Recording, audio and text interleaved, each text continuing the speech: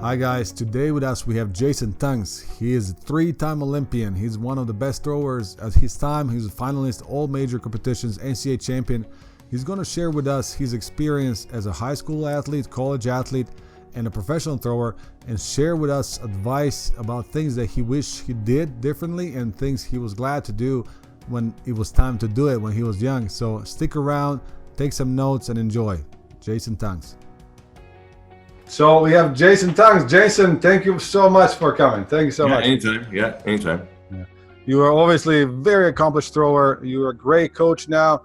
You set some throwers on a really good track, and one of them is one of the best throwers of all time at UVA. Right? I want to talk to you about him and then his development. For the people watching that don't know, how did you get into throwing in the first place? I was always a high jumper. I always classified myself as a high jumper up until I got into about grade 9. I guess in grade 8, I might have jumped 172 or 3 or something along those lines in grade 8. And when I got to grade 9, there was a coach there who ended up being my primary coach for most of my life whenever I came home. So John came outside and just, he's like, you should come and try throwing. And I'm like, I don't even know what you're talking about.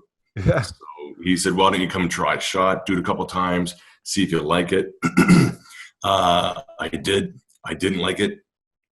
And he just kept pushing it. So we went to a meet and I got absolutely destroyed in the shot and I got beaten the disc and I didn't like it, but I kind of liked the challenge of it. Like it was difficult at the start for me. And it was something I excelled at pretty quickly. So as every kid, I mean, you start accelerating in something, you learn to like it. At some point, yeah. And then you obviously made a decision to go to U.S. and study. How was that experience different than high school? And did you have a transition time? Did you have to adjust college culture shock or? I don't think so. I think most international students coming in don't really have that. Because we come in at a later age, right? I mean, obviously you went down. You weren't 18 or 19 years old, I don't think. Yeah. So us going down, it was you just kind of join the crowd and go with the flow. And it's an extension, really, of the training that you do. I mean, the lifting is a whole lot different. U.S. philosophy typically is different than international lifting ideas. But other than that, it's and then going to Texas was a culture shock. But I mean, those little things. Everything else was just you go to class and you do what you got to do, right? You had an incredible training group, and you were throwing at an incredible time. I mean, these are giants of throwing. When you won NCAA in '97, I think you had guys like Tamert, Ian Waltz, those guys, Casey Malone, right? All these Olympians that you were fighting against. How awesome was that, or challenging? Did it help? It was great. I mean, I chose SMU purely because of Alex. I got a chance, and back in our day, we didn't have the internet. Yeah. So I saw magazine articles and I read track and field news, and I got a chance to talk to Dave. And Dave was like, "This guy is going to be great." Yeah. And I went on my visit and I met him, and he was okay. His English was okay. Yeah, and he's a great friend of mine now. Obviously, we were teammates forever, but. I picked the school because of him, thinking, okay, well, if I have someone like that's similar in distance and size and stature, then clearly we can help each other out. Yeah, which is what we did, and then we threw against obviously all those awesome throwers. In '97, where was that? Indiana. I remember Jared Rome. Awesome. Jared Rome as well. Yeah, awesome guy. Yeah. He ended up being second. Here's a funny story about Jared. And Alex was 5th. Yeah. And I was getting interviewed when I won. And I said, and Jared was beside. This is my introduction to Jared. And we became long life friends. Yeah. So I was being interviewed and I said, it's a pity that, Alex didn't get second. I don't know who got second, but he should have. And I looked over and Jared was like, I got second. And I was like, sorry, buddy. And he goes, you know what? He goes, you're probably right. But awesome. Yeah, he took it in stride. And I remember Casey was an absolute beast as a junior and kind of flamed out at the 97. In 96, he was a stallion at 18 or something like that. So, yeah. Incredible group of people. I was checking the results the other day, and I'm like, wow, this at the same time these guys are throwing, and then at the same also, how did that help you in your professional career, right? So you were getting into the Olympics, right? Your second Olympics. So you were already Olympian in college, right? Yeah, 96. Wow. Okay, so your second Olympics, you're ready. You have all these guys with you. Did that make it easier that you know who you're competing against? It's hugely. You kind of know who are the guys you need to throw against. I mean, the Europeans typically are the ones that you're looking at. I used the North American circuit as a springboard, and I remember I had a lot of troubles in 2000. I threw very, very far in January or February, maybe like 67 or 8 meters in training. Nice. And I was training so often. And the way I grew up is I would take 100 throws a day, every single day. And I trained. Wow. Yeah, it's like a hammer throw approach to this. Oh, it's crazy. It's crazy amounts of throws. Yeah, and I lifted 5 times a week. And I remember Dave was like, "You're gonna get burnt out." I'm like, "No, it's not possible. Can't happen." Yeah. And I did. I got into a point where I was overtraining, and I got sick, and I was sick for about a month. And when I came out of it, I just used that American kind of like Salinas and Mount Sac and stuff. I didn't throw very far. Maybe like up to 64 meters, something like that. And I hadn't qualified for the Olympics. And we went to Texas relays, and I ended up throwing 66 or 7 meters or whatever it was there, and ended up qualifying. And then kind of stayed home and changed the focus to just getting things right for Olympic Games. So it typically through living in the States, you use those guys like the Godina. He was an animal. And I loved competing against him and Andy Bloom, and Doug Reynolds was a beast too. Like there was a lot of great throwers there. And Alekna came down and trained with us. Now Alekna, the living legend, right? Yeah, it was almost comical watching him train because he was just so strong and really everything. Like a 560 bench, and he box squatted, but his parallel box squat was like 700 pounds plus for reps. And on that height too, he's not short. Yeah, and he would clean for 180 kilos for reps easily. Are you serious? Oh my God! Every single day. I seen him obviously a couple of times. I never talked to him as much. Oh no, he's a super nice guy.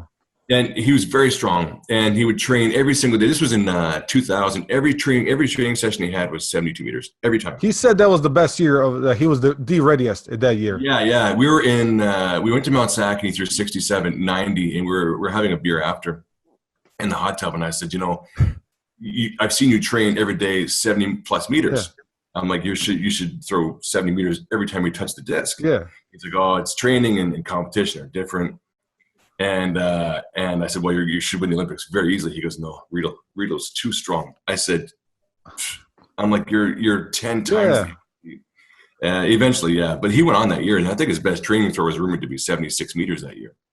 Like, right. In order for him to almost like you said, comical distance. Oh my God. I know that. I know that he was throwing over 75, 76. Just crazy distances. And for him to do that, he threw 69.50 or whatever it was, but whatever, yeah. What's your best practice throw? 72.08. Oh my God! That's far. I used to train with Rutger too, and he's seen me throw 7 meters a couple of times, and it's one of those things. I always joke around. I'm the only 70-meter thrower that never threw 70 meters. You, I was looking up the stats. You were so consistent over 65, 66. You threw so many throws. I don't think you caught a win. If you caught a win, I would only see 72 meters on practice. I did. I went to San Diego one year when they actually leveled that field out, and maybe 2005. Venegas, remember Venegas used to mark everybody's throw. Of course, UCLA, yep, the legend. 220, it was 210, it was 211. I think he did it to kind of mess with you, quite frankly, but I was warming up, and every throw I'd walk out and it was hitting the 220 line, and I was in much better shape. I thought I remember training at 68, and I remember walking out, and I was kind of in a foul mood. He's like, "What's your problem?" I said, "Man," I'm killing these warm-up throws, and they're only going 220. I said, "I don't know what else to do." He's like, "Jason, this last line's 230." Oh my God! And I was like, "Oh." I said, well, watch this. I'm going to kill it. And then, of course, trying too hard. Really anxious, yeah. And I ended up throwing 65 or 6, and I missed every throw. But that was probably the most technically sound I've ever been. Was 2000 at that time. Yeah, and I know that's a San Diego. That's a Trojan meet, right? The one that overlooks. Yeah, overlooks the wind there is tricky. It can go from the left side, right? So if you don't Yeah. Yeah. So it's not like that's impressive. Wow. It was back a million years ago. Yeah.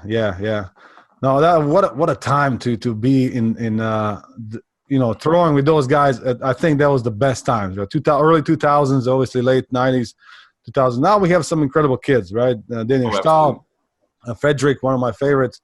Who was your idol, or who did you look up to in technique or distance when you were throwing? I always said, like, Jürgen Schuld was my school idol when I was a kid.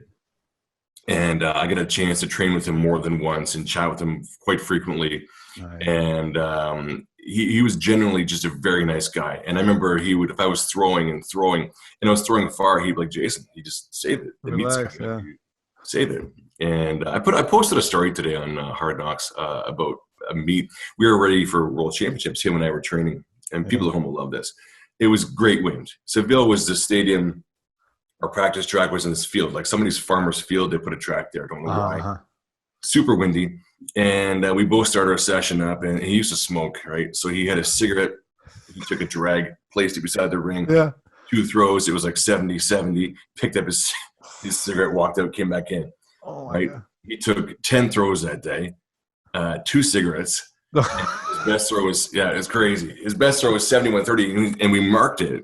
Wow. And he came in, he's like, Don't tell them, the competition was coming up, right? And then he ended up winning a silver medal with like 68-20 or something, 39. That was the year that Anthony Washington, right, had that big throw. Yeah, 60 meters last round, just out of nowhere. Yeah. Yeah. It was awesome. And that technique. Yeah. He's a cool guy to talk to too, Tony.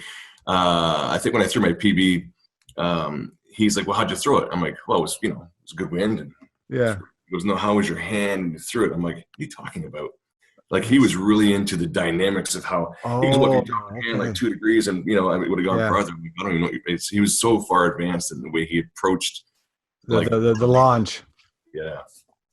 That's there's so many things that go into account, and I can't even imagine at your level. I'm sure you experienced this when you go from 55 meters to 60, 65 to 65. And then 65 to close to 70, that's a completely different game. And it's impressive to see you guys, like I said, throw consistently like that far. And there's some kids now are coming up really, really well. Now, in your experience, so obviously you had some high school, college, and professional success. What are some things that you wish you've done differently now? Or some things that you are glad that you did?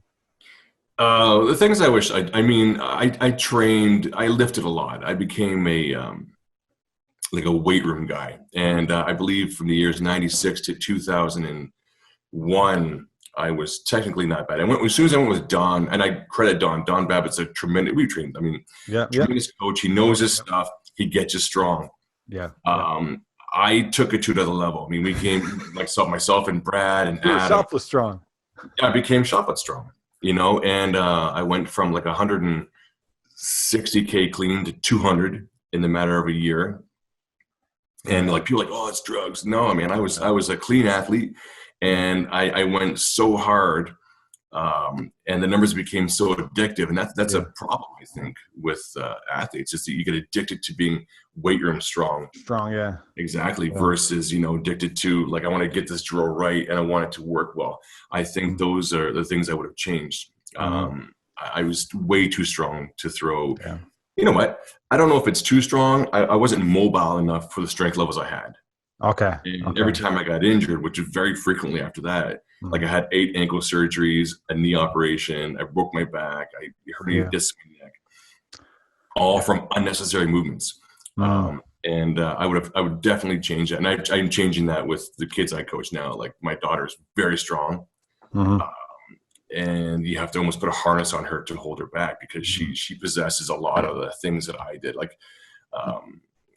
As a joke, her mom was like, you're lucky you have your dad's genetics. In the same token, I'm like, maybe you're not. Yeah. Problems come from that. But that's one thing I would change. The things I wouldn't change is my work ethic. I worked very hard. If I couldn't get a drill, I'd worked until I got it. And I may not have ever recorded a long throw over 70 in the meet, but I've recorded long throws, and that's what I have to take with me when it's all said and done. And I kind of I liked the path I was on, and I wouldn't have changed it because it led me to where I am now. So it's all good. No, incredible. I mean, incredible career you had, and I'm sure if you did know some things earlier, right, that like being more focused on technique than on strength, right, at that period, that you could have done so much more, and you did. I mean, you threw 65, 60 at Olympics with no win, right? Those distances are incredible. I can only imagine how it was competing with those guys at that time to be crazy. In a loop, right? Because nobody like, whoa, who's this kid throwing? Who's this kid throwing, right? No, yeah.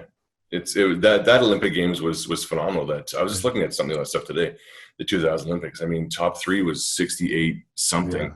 I was 6th with nearly 66. I mean, it was a tough meet, and I kind of approached that like no one really knows what I'm going to do, and no one really cares. So I kind of wasn't in the mix, and that's the best way to do it. Is you kind of go in, don't expect a lot, and and kind of see where it goes.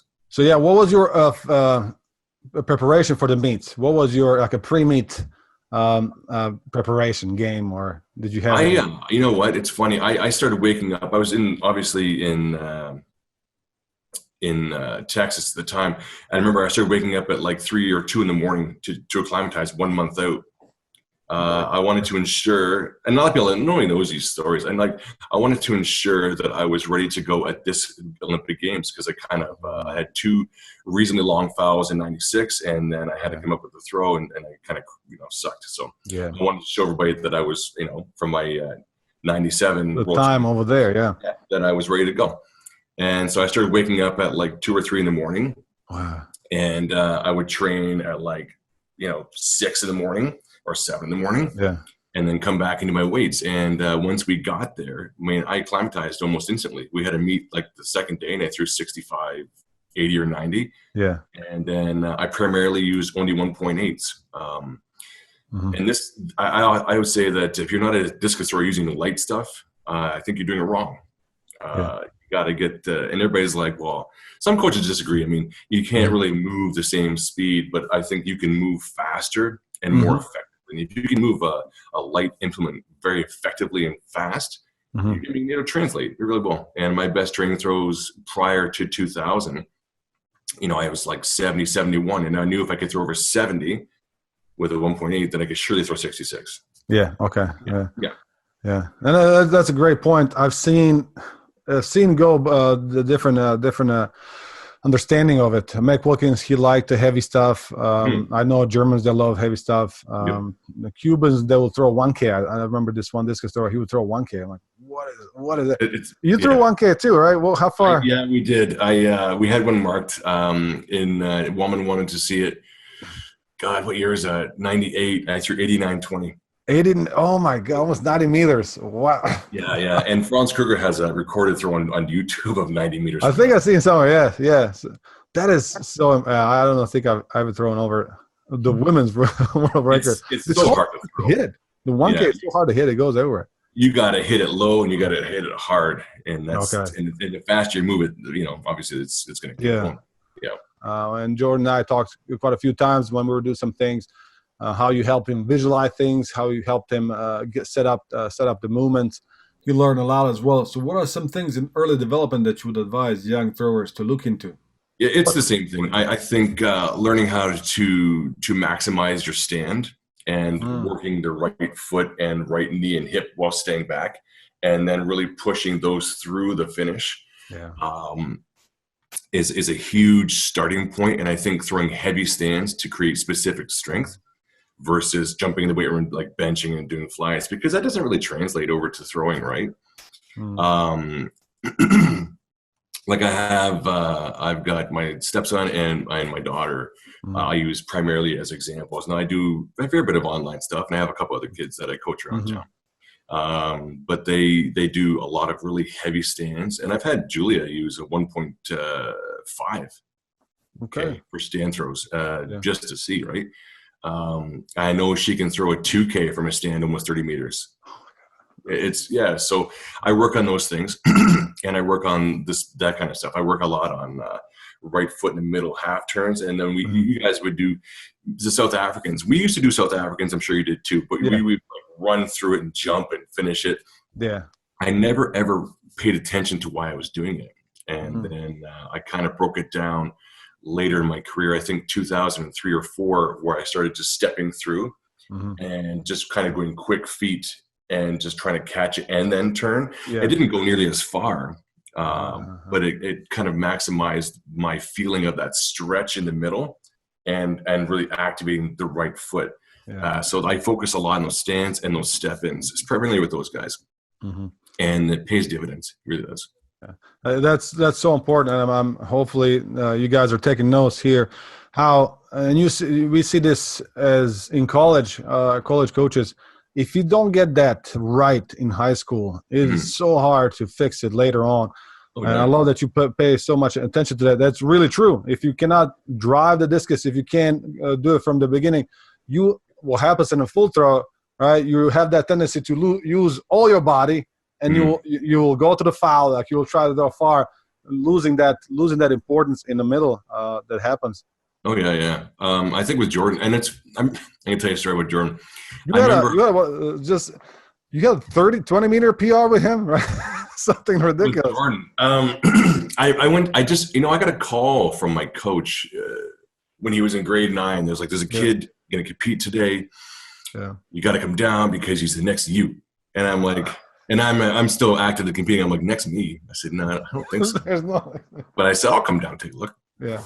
And so I got there, and there's this kid, skinny kid, about 6'5", and he's throwing a 1K, and he's throwing about 45. And then his dad, those two people, they're just great people. Yeah. His dad comes over, and he's like, hey, can you give me some pointers? I said, sure, I can say something. I mean, he's in the middle of a competition, but whatever. I said, you're going to need to get on your right a little more off the back, just so you can get on the ball of it, so you can feel yourself pushing across the ring. I said, that's all I can really tell you today. And I think he ended up throwing 48. Yeah. And then after they came over and said, well, would you like to coach him? I said, I haven't thought about coaching anybody. I'm still competing, but I said, we can do it. Yeah. And I said, he was a great student. Jordan was a great student. He whined a lot early on. And he had punishments. I used to make him, if he didn't do something right, I'd make him run 400 meters. So I did. And he's like, He did tell me that. And for no rhyme or reason, but I'm like, just get out of here for 5 minutes. I'm sick of your crying. But great kid and great work ethic. And he went from 48 meters to the next year at offset with a 1K through 70. Was there a record at the time? I don't think there was official. The offset record at the time was maybe 58. Yeah. He destroyed it. That's insane. He destroyed it. And I teach him the same way I teach Julia. They have the exact same technical aspects. Get around that lead leg, hit the middle, shoulders down, back, keep the arm nice and tight, and then start activating the right side and keep grounded so you can keep pushing. And that's the way I think of it, is I just keep pushing the shoulder through after the hip. Did that something that you thought, that somebody taught you, or did you feel that in your throws? How did you came up that? Because you'll have some, it's so hard to stay grounded. It is. And like I said, Jürgen Schultz was a huge influence. And when I got to SMU, we got a chance to watch videotape. And I remember watching hours and hours and hours of tape. And then the internet came alive, and we got a chance to watch this. Yeah. Without sitting in my coach's office. And I was mesmerized by how long he stayed on the discus. Like Malachowski, for the reverser, his finish is phenomenal. He's on that, and he's long. He's like way over there, right? Yeah, it's incredible. So I used Schultz as an example. Now, clearly, he's another beast altogether. But when I see that, I see his shoulder lead right to the finish. So I'm like, he's pushing that shoulder through. He's not thinking pulling biceps and making it short, right? Yeah, and if he is, then I'm thinking of it differently. But that's how I've looked at it, and that's how I approach it. I just keep, turn the right hip, push the hip, and then just push your shoulder through. It's a reaction. Like the throw is a reaction of your footwork underneath, right? Yeah. What is the difference? Now you have somebody Jürgen Schultz. He kind of not reversed, but sometimes he kind of reversed. Then you have Lars Riedel, right? Rydell, he never reversed. Obviously, he was not reverser. Yeah, non-reverser his whole career. And Jurgen threw 74 meters with the reverse, as everybody knows. Yeah. And I remember having lunch with him at McDonald's one day, and nobody ever asked him. And I said, why'd you stop reversing? Go back, yeah. And he said, He said, I went to Europeans 2 weeks later, and I threw 64. And my federation said, you're either retiring or you're going back to non-reverse because it's more stable. Yeah. Well, I said, it wasn't your choice. He's like, no, it wasn't my choice. Yeah. That's a great point. I remember Robert Harting, right? One of the best discus throwers of all time as well. Awesome. He was a reverser first, and then he went to non-reverse, and there was a meet. I remember he was joking. He threw 68 or 68.50 with the reverse. He's like, whoa, I can throw. He was just joking. He went 68.50. He's like, oh, okay, I can throw far today. No, that was the furthest throw of the meet. He took 5 throws after that with non-reverse, try and throw, over 70. No. But it was, obviously he threw 71. He threw miles, yeah. Yeah, he was awesome. And those guys, too, the non-reverse typically is a more stable technique. Mm-hmm. So how do you, when the kids ask you, this is a question I'm sure you've been asked a lot, why would I reverse or why would I non-reverse, right? How do you decide for your athlete? Obviously, at the time, Jordan, you had him non-reversed through 71. Yeah. How do you know when to change or to change at all? I typically think you will throw farther with a reverse. I think you will. You can get out on it more aggressively. You can get out on it longer. You can get the discus on a higher plane. Mm-hmm. I think there's a lot of aspects that kind of lead into a big reverse, but if you don't have the fundamentals down to non-reverse balanced, you can't go on. And I coach a couple guys like, what am I doing today? I'm like, you're doing the same thing you did like 2 weeks ago. And I don't think they get it. And then, once they start throwing meters and meters farther, it's like, okay, so that's the idea. I'm like, you have to be very balanced, very stable, and very consistent. And once you hit those consistent marks, that leads to bigger things. And if you can effectively non-reverse that right side, then you can reverse. Like I do Julia reverses now. We have these mock competitions, and she's comfortable reversing. I still think her non-reverse is farther. Mm-hmm. But when she becomes faster, and like she's a kid, she's got a 49 meter PB at 13 years of age with a 1K. Once she's like 17, her general speed to be twice as fast. That will be a better reverse. I love how you set that up. Your training, obviously, it's not by accident. You have experience with that. How important the process is, right? Like you said, okay, we're going to do the same thing we did 2 weeks ago because you need to get it, right? You're not jumping into technical things like, we're going to do a left side and then we're going to stay straight, and then you don't throw many things at the same time, right? You're working one thing at a time. Absolutely, yeah. I think you have to. Every great coach has to have and you're going to have athletes that are like, I want to move on, and you can't. They have to know that what they're going to be doing is a process, and you have them you guys specifically have them for 4 years. Yeah. And the idea is if they're really good when they come in, they're going to be unbelievable later. And if they're good, they're going to be great. So, just they have to be on the same page as you too, right? Patience, yeah.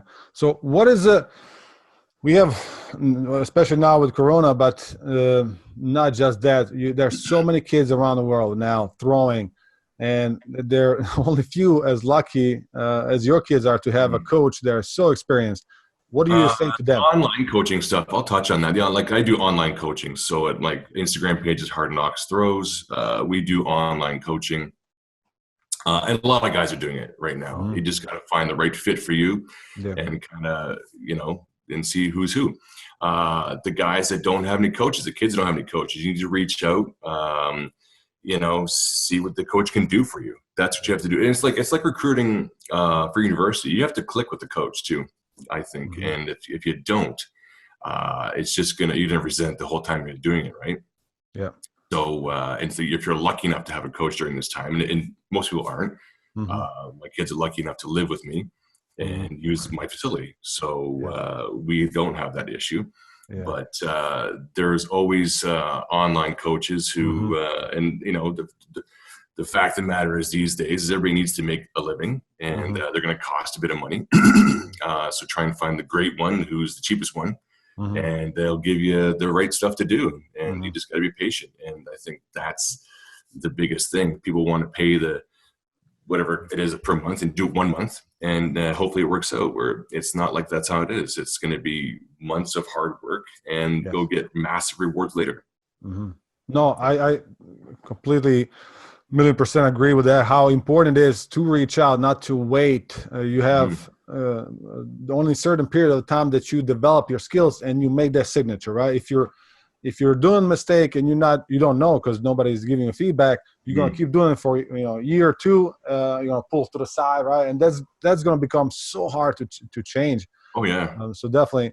And somebody like Julian Yego, right, a javelin thrower from Kenya, he was watching a lot of online throws, right? He would watch YouTube, reach out to these coaches online from Finland, and eventually he did end up going to Finland after he threw 80 meters on his own.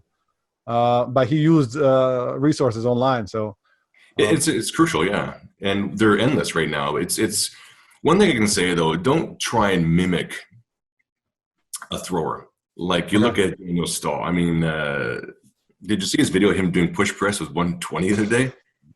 He's unbelievable. He's an alien. Those strength levels are astronomical. You see the other 350 he's like doing for reps? It's crazy. Yeah, how strong is he? He's strong enough to throw 97 meters. But is he going to do that? I don't think so. Yes. He's so strong. So don't try and mimic him. Obviously, you're not as strong as him, and you can't do the things he does. Like, same thing with Riedel, Schultz, Lechna, even Dekers. There's something very special about him. He's quite strong, deceivingly. He's quite tall, and he's quite big, and he's uber fast. Yeah. What sets him apart is he gets over the left, and his right foot in the middle is astonishing. Yes. So you gotta find, I think, a coach, and you gotta work with them. I mean, it's good to see snippets of people doing it, like Adam Nelson back in the day doing the shot. Yeah. You're like, that's like Adam Nelson. No, you're not, because you can't do that. Only he could do it. So, yeah, I think that's what kids don't realize is the work that goes behind Stahl, behind Frederick, right? Behind those guys. That's something you don't see as much, right? And day-to-day throws, right? How do you spend and you're throwing 100 throws. That's incredible. Let's say you're throwing 30 to 40 throws a day, right? They don't put the whole session online, right? That's an hour and a half, 4 months. Yeah. So you don't know what's going on into there, right? So they're 4, 5, 6 months, they're putting work. And they, you see that one throw 70 meters. So there's so many things going into that. Yeah. No one's going to put their low light reel on Instagram. Exactly. Or bad throws or bad lifts, right? I threw 53 meters from a stand, and then I threw 75. Like it's no. Yeah. What's the craziest stand you ever seen or heard about? Olympian 65. The other day. Yeah, 65. Rito was about 63. Adam Sedleff was in around 62. Casey Malone was 60s. I saw everybody throw. Franz Kruger was 60s, low 60s. I mean, my best stand was an accident. It was 58, maybe 10, and I averaged about 55, and that was me. Like, if I threw 55 meters from a stand throw, I was ready to go. 55 non-reverse or 55 reverse? I didn't know how to reverse in a stand. All non-reverse. Jürgen Schultz, the day he threw 71-30 at World Champs, he stood throw 50, and he was ecstatic. Really? Ecstatic. That is so interesting here. How you say somebody like Cantor. I know he threw. He wouldn't throw far from the stand throw in warm-ups. No. I don't know what his best was. No, I don't think he had a big stand. Any Bloom stand throw was like 41. It was horrendous. I mean, maybe a little farther than that, but we were in Japan, and he was doing stands, and I'm like, "What are you doing?" Yeah, he's like, "I'm doing stands." I'm like, "Is that as far as you throw from a stand throw?" He's like, "Yeah." I'm like, "Holy!" But he threw 68 or 9 meters. So yeah, he's one of the first throwers. That's incredible. And then it's also, I guess, how you use. Well, you have to learn, and you can't if you don't have a coach that experience. Everybody has strengths and weaknesses, right? And if you're, somebody has an incredible upper body, somebody has really quick feet, somebody has long arms, so you throw differently with different things that you have, right? Yeah, the mechanics make up a huge deal. And I think as a coach like you guys, the new generation of coaches there and the ones that are successful can pinpoint what you need to work on. Everybody has different physical attributes, and you have to do the technique that works for that person. And it's going to be different from this person here. You know what I mean? Yeah. How old were you when you started? 15. 15. What would be the age that you think it's good to start? I know some somebody like Vulcan Smith, right? He was doing. He was 7 years old, whatever he started, right? Yeah. Ryan Krauser, same thing. His parents were throwers. He started very young. What's the age do you think they can play around with discus? You're right. I mean, if you can find the right atmosphere and the right coach, grade 7, grade 8. Yeah, I think it's a good time to start. I mean, 10 years old for my youngest one. It's tough because I have to really make sure she doesn't do things that are going to injure her. Yeah. So she does a lot of different stuff, and her attention span is that of a 10-year-old. She takes 5 throws and lays in the grass playing with weeds. I mean, what it is, right? Yeah. So great. Play around. You play around with it. In terms of injuries, now that's always a big fear for everybody. Yeah, you have quite a few of them, man. That you persevere through, right? You go to surgery, you came back. How do you avoid? Can you avoid injuries, and then how do you deal with them mentally and physically, obviously, but mentally as well? Every athlete's going to get injured. It's just you can't be scared of it because it's going to happen. If you fear that you might get injured doing something, you're never going to, I think, fully embrace what you're doing. Yeah. So it's just the nature of the beast. Every athlete, every sport. It's how if you do happen to get injured, hopefully you don't. If you do, it's all about the recovery and rehab. And I think Danny Samuels is the Australian girl. She's a discus record from Australia. She's a phenomenal athlete. She gets injured. She is very smart about not competing. She just kind of waits it off, and that's why she's been so successful. Yeah. Where someone like myself, I would get injured or ankle surgery. I remember having my second ankle surgery, and I was doing snatches and sprints on it like 2 weeks later to the point where it's like bleeding out of my sock into my shoe. Is that what you should be doing? Absolutely not. Yeah.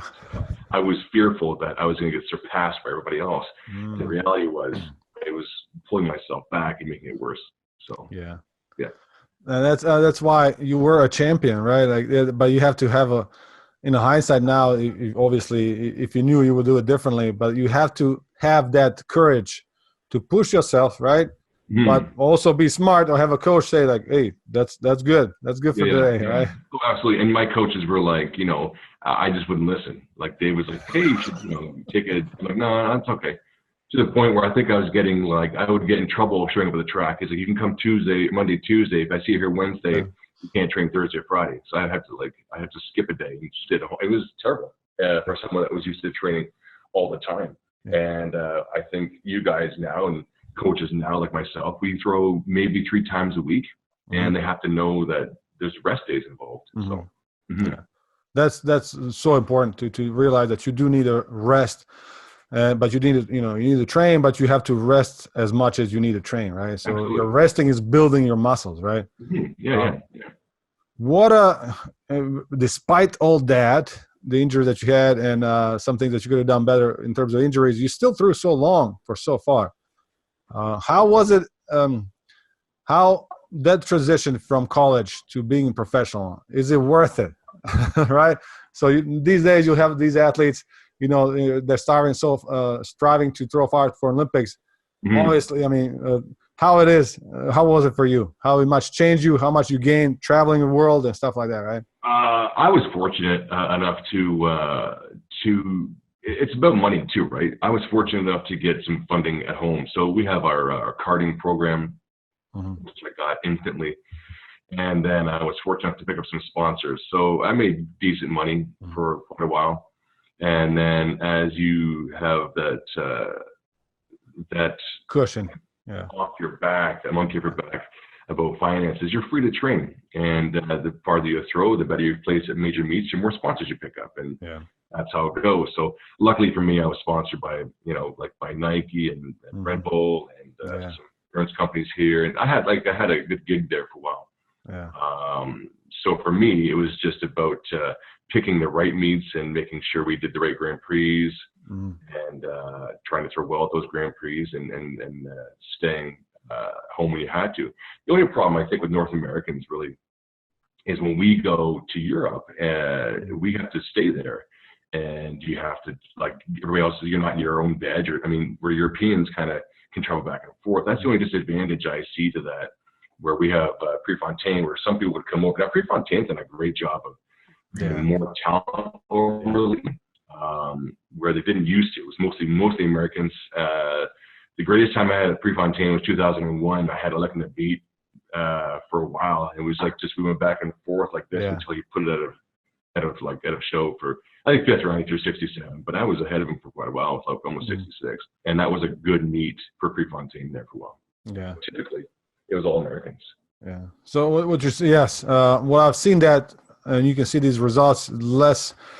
There's less, obviously, far throws from North Americans when they come to Europe, exactly for that reason, right? You have to accumulate, acclimate first, the time, and then now you got to find a place to train. You have to, cook for yourself, or don't. You got to find food. So you have to live in Europe for some times, right? Mm-hmm, absolutely, yeah. It's typically about a month or so, and it's difficult. It's not a training center we're going to. You're going to do 3 or 4 meets in that time frame, and you're not in you're in a hotel, and you're eating hotel food typically. And the joke of the North Americans going to Europe is we had a lot of bread and butter, right? I didn't enjoy eating chicken, and my breakfasts most times were like ham and on bread and butter. Like it was just wasn't like huge. And then of course I lived over in Europe there for a while, so you get used to that lifestyle. But that's shocking. Having to go there every year, and a lot of North Americans don't want to do it. They didn't want to back in the day. Cadena was very much against it. He hated going to Europe. Nelson didn't love going to Europe. I think the new generation of throwers, I think they don't mind it. It's a necessity now. How were your experiences? What was some favorite trips or favorite meets that you competed at, or some craziest meets with the rain or with just with a group of people? Or I've had a couple. I was talking to the kids the other day about I was competing against Riedel in Wiesbaden, and we got there, and it was a thunderstorm. Like it was a thunderstorm. And I went to the meet where I said, "Hey, like we're not going to compete in this, are we? Because it's pouring rain." Yeah. He said, "Of course we are." And I'm like, oh.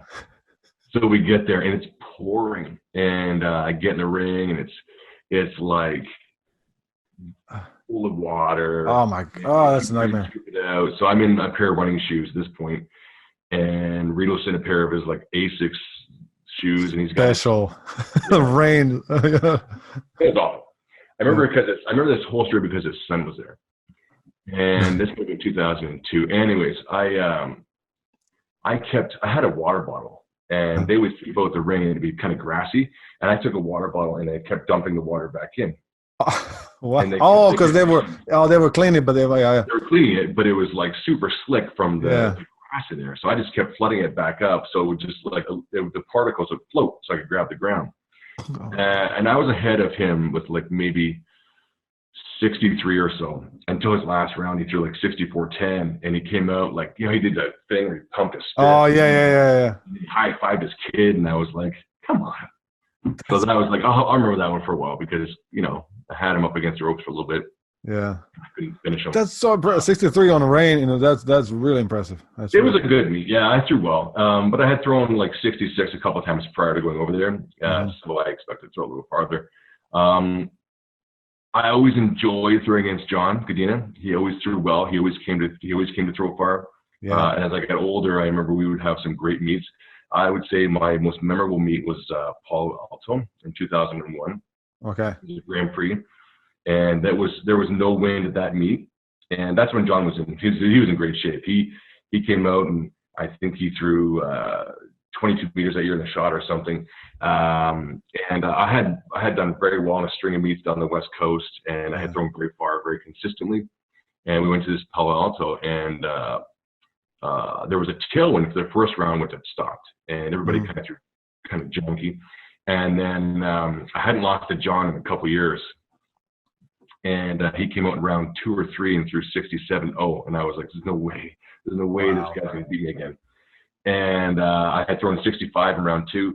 So it was round 3. And in round 3, I threw 67-70. And Yeah, I came out of the ring pretty excited, and he was pretty excited to the point where I jumped in his arms for a hug. So okay, oh, yeah, it was a funny, but I would say that was probably my best performance in very much still conditions. So that one, I think, in your typical San Diego or Salinas winds. Oh, that's 71, 72. That's 68 meters like that, almost with no wind. That's that was pretty much the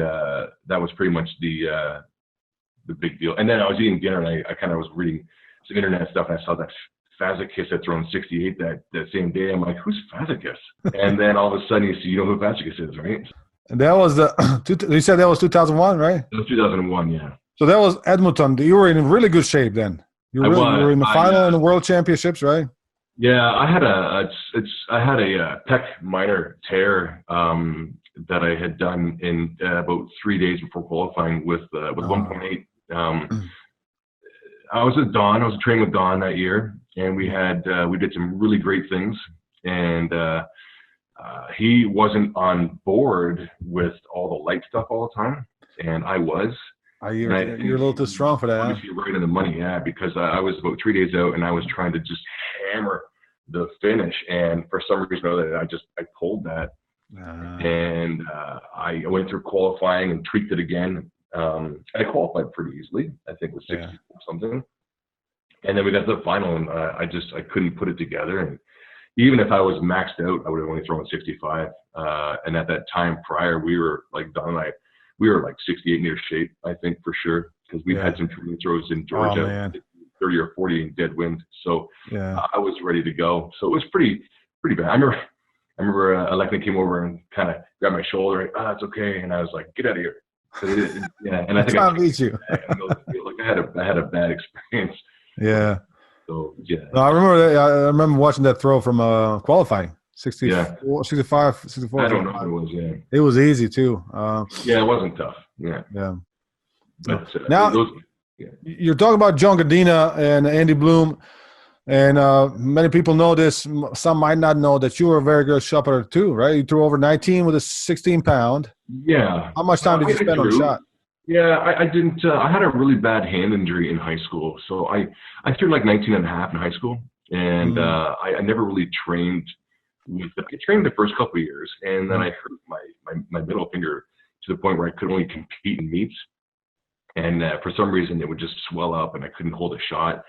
And when I got to SMU, Dave was like, "I need you to throw a shot." I'm like, "Well, I really kind of can't." Yeah. So we tried rotating, and I threw like 60 feet, and then I just basically stopped training. And we went to Texas Relays where I threw 19 and whatever. Yeah. And I remember warming up at 65 feet from a glide. And I was like, hey, Dave, I said, that was like the easiest 60-foot I've ever had. You can go 65 feet. Wow. And then, of course, I'm like, I can throw, 20, 50, watch this. And that was that's my MO, right? I would have these massive warm-up throws and then try and show the world I could throw 5 meters farther. It just backfired. Yeah. And as I got older, I threw shot. I remember spinning against Rutger at his Dutch Nationals and had not even picked a shot, and I threw almost 19 meters from a spin. So, and I spun in high school at a meet through 1950. I really could have I probably should have spun from the get-go and learned how to do it properly. And I think I would have thrown quite far. We trained with Astrid Kumbernus. She was awesome. Awesome training with, and her coach was very fun to train with too. And I remember throwing in some shot meets there, and he was pretty adamant that I should throw a shot like 21. And I'm like, I just don't like it. It's heavy, and you guys are crazy. Yeah, I like it. Yeah, that's. I had a thrower here, Philip. Yes, he loved shot put. I think, he can still switch. He just threw 21.84 in the shot. Yeah, he's crazy. Yeah, he's a beast. He's long. Jason, he's 203, long arms. He's a discus thrower that throws shot put. I believe, right? But he doesn't like discus as much.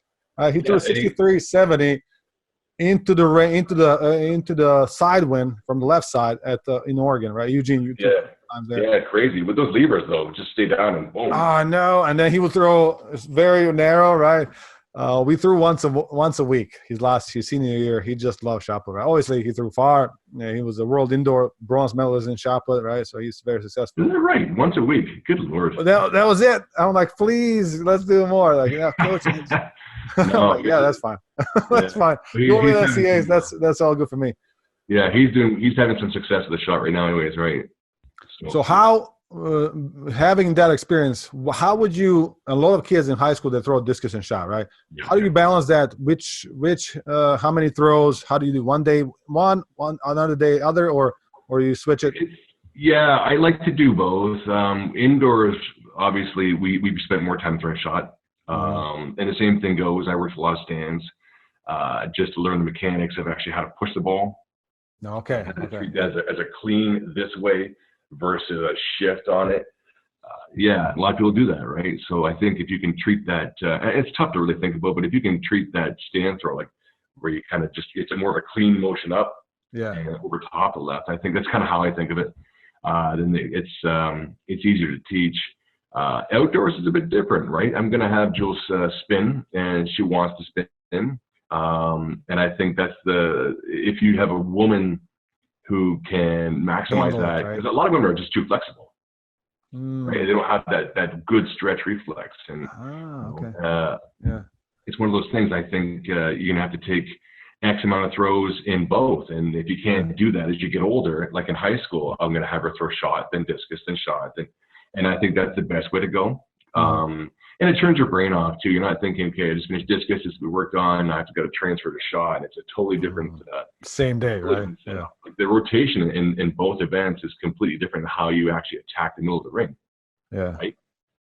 It's just in my mind. I mean, the discus is you're more of a sprint and lead with here, where the shot you want to kind of land on top of that right, and so you can't have them thinking two different ideas on the same day, really. Yeah, that's great. That's a great point. You can see that a lot with the kids that are doing both. They're jumping in discus because it's easier to jump, right? So it's easier to go with it, and they take that into discus, and it's just kind of makes it so hard to throw discus far. It's impossible, so the reality is you have a lot of good kids who could throw very far. They're just I think they're mixing up the ideas. And you're losing a lot of really good talent on just misdirected thoughts, I think. One thing, we're going to get a little technical here. So and I love that you posted the other day that you, on your Hard Knocks Instagram account, that you changed your technique a couple of times. What were you looking for? Because there was a point that you were a little bit wider. There was a point when you and Alex and all you guys, and then we had to do it because you guys are doing it. You were so narrow, right? So what were you looking for there? What changed? I started off wide when I was younger, and I think like Frederick he's great. He's very wide. He maximizes that length. Jürgen Schultz was wide. Like all these guys were just wide stance guys, and I think that's if you're gonna move your body weight from right to left, that's kind of how you have to do it. I started that way, and then I had ankle operation. I had to move in because I couldn't hold my weight on my left foot anymore. And I had to make it faster. So in Sydney, I was quite narrow. And all we worked on was and it was completely unorthodox. Usually you want to open that left side and keep the right foot grounded so you can get that right foot nice and high. And we didn't do that. As soon as I got to 10 o'clock, my right foot came up and kind of moved to one unit. And it worked well for me, and I didn't have a lot of problems with that ankle, and I kind of stuck with that for the most part of my career. And then I went with Don, and we worked on kind of just getting nice and low, trying to maximize the distance out of the ring. And it worked until I left the year after, and I couldn't really see what I was doing, and I was very comfortable staying more upright and turning. So I just used his idea and then my idea, and then just developed something different for 2002, 3, 4, and 5, and 6. And what you saw after that was what it was. Yeah, that is. I can't even put this into words how different level this is. Right? Like you can't, because you're looking for something that it only fits you. Right? So you don't have somebody who's doing it. Like nobody's. Or not many people at the time. Also, only you and Timmer were literally, you guys were like this between, right? And boom, you're throwing 68. You're throwing 72s in practice. Alex threw 70, right? That was such an incredible thing that the unorthodox, right? It was, yeah. It has to take guts, and man, it takes genius to do that. That is, you were your own coach, basically. I started doing it, and Dave Wallman kind of like I kept getting injured and moving it in. He's like, and it started to work a bit, and he's like, look, let's try this. And he went outside the box and just kind of did. He's developed his own idea with that, right? He has his own online deal where he coaches with that real narrow stance and that left foot. You just drop it in and you kind of sprint away, and it works for, some people. It works really well for Alex. It worked as he got older. It worked extremely well for him. But Michael Roberts, right? American champion also. Yeah, he knew business around 66 meters, but he did it, and he was good. Like he maximized that technique perfectly. Hannes Hopley. Also. NCAA record holder, right? 67, 60. Or whatever it was. Like he threw a mile for being 5'2" or whatever he was. Yeah. I don't know how tall he was, but he threw very far. I remember in Sydney, he threw, was it Sydney? Or 2004. Athens Olympics, he was in finals. Yeah, he threw very far there too. Yeah. So, and then he just kind of stopped throwing. But it's a technique that works. It works for some, and if you have, and the same thing, you get the patience to do it, then you got to do it. But it was very hard to grasp because the movements happen so quick. Like, because you're like, boop, and then you attack, right? You're on your left instantly, and you have to learn how to get off and recover in the middle and utilize the center too. Because what you're doing, you're going quick off the left, but your right foot is getting out, right? So you're like spreading yourself in two different directions, right? Instantly. Yeah, absolutely. And I remember that's one thing me and Don looked at. We were looking at tape from 2000. He started laughing. He's like, this is, he goes, you could have thrown like 68, but it's you kind of, he goes, this technique is so spotty. You're either going to hit it or you're going to miss it. And if you miss it, you're going to miss it completely. And if you hit it, you just got to you got to nut that. Yeah. No, that's one. I mean, that's, like I said, it's mind blowing how you were able to do that. And anybody who does things like that, right? Like Julian Rook kind of experimented. It was Eric Adek, but it was Ruger Smith. Those guys started with Orbit, right? That was kind of unorthodox, but not really, because kind of alt order was kind of doing that, right? Yeah. But you just have to be brave to go into that. That is. You got to, I think, and that's part of training. I think, you're going to throw so far, and if you want to throw farther, you have to experiment to see what your body can do. And I think, like, coaches at a high school level or online coaches, I mean, they have to see what you can do, and it's video feedback that will do that. And if they can see what kind of attributes you have, you should be asking too. If you're a high school kid and you're looking for a coach, the coach should be asking you a plethora of items, like what's your best standing long jump currently, like what are your strength levels like, what's your speed like, how tall are you, and how much do you weigh. These are the 5 or 6 things you need to know. And then let me see a side view and a back view. Let me see what you can do. Yeah. Once you get these items, a coach at that point in time will say, well, okay, let's try this and let's see what this does. And then once they solidify a technique, then you have to build on it from that point. It's always a puzzle, right? Yeah. It's talked to this about with Coach Mo from Cal, right? Throwing becomes it's an art and it's a science, right? So it's art in ways that you, as a coach and as an athlete, right, you got to figure out what works for you, but it's science also because you already have some data in the back that that worked or will definitely not work, right? Or it saves time all the time when you have somebody who understands that. Oh yeah, absolutely, yeah. If you've got like a database of information, all you have to do is just kind of try different things. And then if you've got the right athletes willing to listen and willing to try, it's always going to be a step or two back before you take off with it. But if it works for you, it's going to be huge. So Jason, talk to us about that incredible. I talked to this with Lucas and John Newell in 2000, early 2000. You had an incredible training group, something like that. I don't think it's ever going to happen. How was that? How was training in Georgia? Training in Georgia at that time, it was. I kind of handpicked the coaches. Like I remember interviewing Don and this is stupid, at Junior Nationals. I saw him, and I knew Brad Snyder was there. Brad's been a friend of mine, or was a friend of mine for many, many years because we kind of grew up together here. Yep. I knew he was there, and I talked to Brad. And I said, "Hey, I'd like to come down and train with you." He's like, "Awesome, come on down, it'd be great." But I talked to Don. I said, "Look, I'd like to come down and train with you," and he was like, "Yeah, let's do it. It's awesome." Okay, so we get there, and I get there, and I hadn't met Bro. I met Bro once. And I thought, this guy, because you can take how interesting is he? He's a phenomenal guy and a weird cat. Yeah. So I love the guy, but he can, you know, if you don't know him, yeah. So we get there, and within a year we have Adam Nelson, Bro Greer, Reese Hoffa, Brad, have Andre. Chocolates was there, right? And Luke, and then you have John. I mean, the group was awesome. And you may think we had these crazy parties and stuff. We didn't. I mean, we would get together on weekends and play cards or whatever, but it was like, it was very tame, and everybody had a goal. And everybody was there to absolutely kick ass, and everybody was a superstar in their own right. So it was awesome. And remember, that's exactly how I got so strong. I remember Adam was strong in certain lifts. His clean was crappy.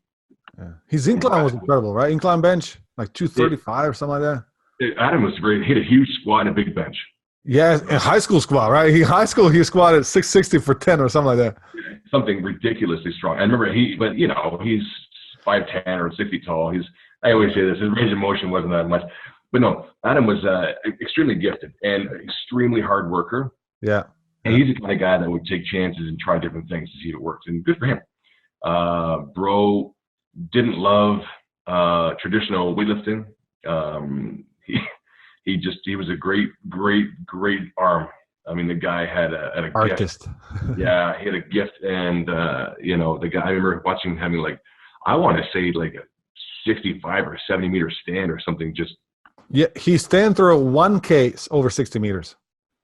1K ball over 60 meters. Yeah. Like his javelins were, his arm was astonishing. Yeah. And then Reese kind of developed into, as I was leaving, he developed into who he became, which was like, he was the best of the group all of a sudden. Yeah. Yeah. He picked up, I think he picked up on that energy as well, because that defined him. In college, he was good. And then after that, I mean, he just kind of blew up, and it was hard not to. I mean, you didn't want to be the loser of the group. Yeah. And, you know, we had, like Brad and myself could both clean 190 on any given day. And that's, you know, you walk into a training room, you see guys lifting that much weights, or, you know, and everybody had a 500-pound bench. Yeah. Like, it was not, I mean, if you didn't bench 500 pounds top end of your workout with the four guys who were there, well, you sucked. And you don't believe that's not it's impossible for you anymore, right? Like when you see that firsthand and like, oh, Jason's doing it, I'm gonna do it, right? Yeah, no, it's true, because you're like, well, this guy's, you know, his levers are so long, and it turned my clean around. I'm like, like I said, I was a 160 clean, maybe 165, and you just like, well, if he can do it, I mean, why can't I do this? And you just learn, and you just keep pushing, and it turns into, you know. I remember I did it. I remember I missed 200. I went from 180 to 200, and Brad was watching. Yeah. And I missed the first one. I'm like, geez, you know, I can get this. And I hit the second one. I caught him, you know, fought up under it, and I dropped it. And he goes, you know, if I hadn't been here, I wouldn't have believed it. And I'm like, but I don't think I ever got it again. I used to work up to 190 and 180s because that is so impressive. I've seen some people do it, right? Rarely throwers, right? You'll see lifters do that, but throwers, that is. No, I was in Zagreb. No, I was in a meeting in Spain with Cantor, maybe Gabor, I forget. And cleans, great. Cantor was doing cleans. He wasn't a notorious strong guy. Yeah. And he was doing cleans, and I think he was doing like 170. He might have hit it, and I walked over, and I was wearing like waffles, like running shoes. Oh my god. And I was like, is that like that's your top end clean? Yeah. And he said, yeah. He's like, what's yours? I said, oh, you know, like 200 kilos. I said, what's on the bar right now? I said, he was like, I forget what it was, 170, maybe. Yeah, 170. And I said, I could easily do 180. He goes, let me see. So I did. I left my shoes untied. I used his belt and used his straps. I cleaned it. And he goes, how come you're not the world champion? I said, I just don't know. That is a good question, right? I don't know. You're much better than me technically. That's why. Yeah. Yeah, well, that's for sure, right? You had all those, and you have to be quick. You have to be fast to be able to clean that much, right? That's not a slow lift. No. You definitely that's a great indicator of how far you can throw. Obviously, you have thrown far, so over 70 meters on practices, 72. You just you hadn't had that, right? Do you think you would have benefited? I'm sure the answer is yes. If you had a system set up like Cantor, like Germans, like Electa, right? They become in one club. They know what they're doing. They set them up. They have trainers. They have masseuses, training camps, right? Mm-hmm. Yeah. It's massive. I mean, if you, and that's what makes those guys so good. Like Stahl has the same thing. They're all set. Yeah. If you can get into a system where you have your massage therapy, and remember, Cantor or Alexis guy used to travel with him. You worked on him before, worked on him after. I mean, the guy was nonstop working on his mobility because this guy worked on him with him. And this guy, he was. I think he passed away a number of years ago. But when training sessions, he wouldn't coach him. He'd have tennis balls. And he would stay in the field, and he would throw, and he would throw a tennis ball where it landed. And then I think he would just try and throw farther than his tennis ball. He just throw tennis ball. And that was how they coached each other. It was ridiculous. Wow. And somebody like Ehsan, right? Haddadi, he travels with his masseuse the whole time. He lives with him. The federation pays for a masseuse and a coach, right? So that makes it, I guess. Really, I mean, so this is what impresses me. A lot of things that's impressive about you, obviously, your career. What I'm most impressed as I'm getting to that age, that you were able to, not many people throw over 60 meters when they're 40 plus, right? And you were able to do that. Well, how did you motivate yourself? Some people go on marathon runs and stuff like that, but you were like, no. I retired. I retired from throwing because I broke my back, and I retired from throwing in 2009, then 10, then 11. I always wanted to keep throwing, and I felt it was always one of those things that was taken from me, and I kind of wanted to stop on my. And every athlete wants to stop on their own terms. It really happens. You're basically forced out of your sport because you're injured. That's how it goes. And I would train with Tony Ciarelli multiple times. I trained with Tony from 2002 to 2010 or whatever. We used to go there all the time, and I would train. He'd eyeball my throwing. I learned a lot from him. People don't know this, but him and his wife are both like certified Olympic weightlifting coaches. Okay. So when he does, like if you're watching him stuff do cleans and snatches, you should listen to him because all his athletes were monster strong in Olympic lifts. And I'd go there and we would chit chat and I would take some throws here and there. And I think we came across and he's like, I asked him one day, I reached out and I said, would you mind coaching me online? Yeah. He had in the past. And he said, you're 40 plus and 40 years old, or it was, I think it was 40 because Rutger was still training there. And he said, I still think you can throw 65 or 6. And I said, well, maybe, you never know. Yeah. So we went down there. I trained into a net all year and we went down there. And, I don't know what year it was. Maybe 4 years ago, I was just 40. And we had a meet, and Jason, Eric's kid, Harold? Okay, yeah. He was there, Rutger was there, and maybe myself. We had a meet, and it was they sent a guy down to market and paperwork, and it was a real deal. Yeah. And I think I threw 60.08, and that's about the time I was, I think I can keep throwing. And of course, I got injured. Yeah, but it's tough. Like it's your body just doesn't cooperate beyond a certain age, and I find myself. I still throw with the kids now, and I'd like to keep trying it now. I mean, trying it. You threw. How far did you throw? 2.2. The other day in the snow. What was that? Yeah, yesterday. Yeah, close to 50 meters. That's really impressive. I have no real issues. This is a funny story. Since we're not working right because this COVID has kind of shut everything down. So my gym's been shut down for a while. It's tough because you need the people to kind of pay your bills, and that's kind of slowly moving away. So in the meantime, I used to get up at 4 every morning and go to work. Since then, I've been sleeping, and obviously my body is starting to repair itself after 10 years of working with that. So I find that I'm throwing, and I did the first day as a joke, and I threw the 2K probably 44 meters. I couldn't even turn it. I'm like, I suck at this. I don't know what happened to me. And then I've had 5 sessions, and I can probably throw in the right conditions 54, 55 with the 2.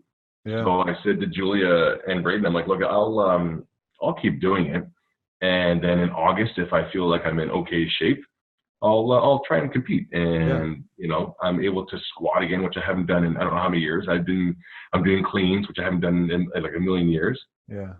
And I'm not real strong because I'm not really pushing it. But I mean, if I go slow with it, who knows? Like I always see myself throwing 60 again, but like your body is some slow. Yeah, takes a little longer. Yeah. I don't have that gear to get across the ring and turn. And I'm not a kid anymore. And that's the hardest thing I think at our age is you think you can do something and your body just doesn't want to do it, doesn't cooperate. Yeah. So I often joke with my kids. I'm like, I used to be something. Yeah. But I'm not anymore. Yeah.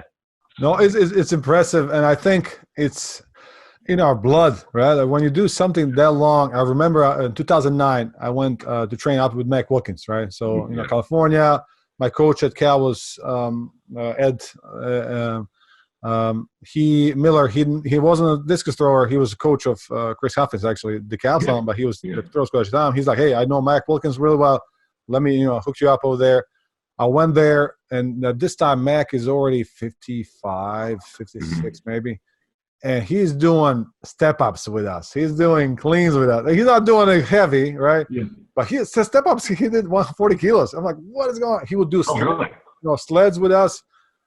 And he just loved it. Like he would get that hour, and that would be like his meditation, right? Like he would, he was still strong, but he loved it, right? So that was part of him, and seeing that in him, it made me work so much harder because this guy really loves what he's doing. He's enjoying it. This is part of him, and he's giving back to all those kids that he built that center.